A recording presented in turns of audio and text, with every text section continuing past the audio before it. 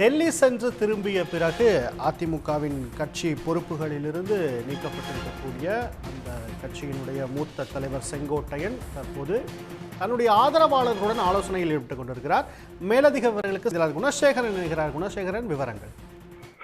நிச்சயமாக கட்சியிலிருந்து பிரிந்து சென்றவர்களை ஒன்றிணைக்க வேண்டும், அதற்கு 10 நாட்கள் கெடு விதித்து எடப்பாடி பழனிசாமிக்கு எதிராக போர்க்கொடி உயர்த்திய KA செங்கோட்டையனின் பதவிகளை பறித்து எடப்பாடி பழனிசாமி அதிரடி நடவடிக்கை மேற்கொண்டிருந்தார். அதற்கு பிறகாக டெல்லி சென்று அமித்ஷாவை சந்தித்து நேற்று KA செங்கோட்டையன் வீடு திரும்பியிருந்தார். இந்த பரபரப்பான ஒரு சூழ்நிலையில் தான் அவரது ஆதரவாளர்களுடன் தற்பொழுது ஒரு ஆலோசனையில் ஈடுபட்டிருக்கின்றார்.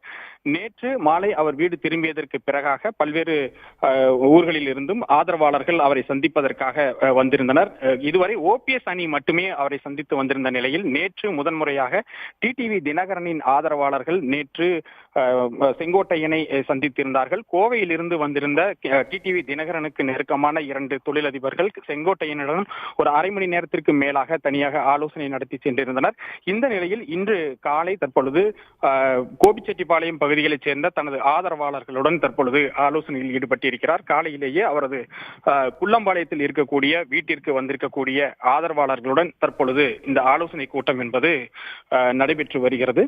அமித்ஷாவை சந்தித்து வந்ததற்கு பிறகாக அடுத்த கட்டமாக செங்கோட்டையன் என்ன செய்ய போகிறார், என்ன நடவடிக்கை எடுக்கப் போகிறார் என்ற ஒரு பெரும் எதிர்பார்ப்பு நிலவிக் கொண்டிருக்கக்கூடிய சூழ்நிலையில் தற்பொழுது ஆதரவாளர்களுடன் இந்த ஆலோசனை நடத்தி வருவது ஒரு முக்கியத்துவம் வாய்ந்ததாக பார்க்கப்படுகிறது.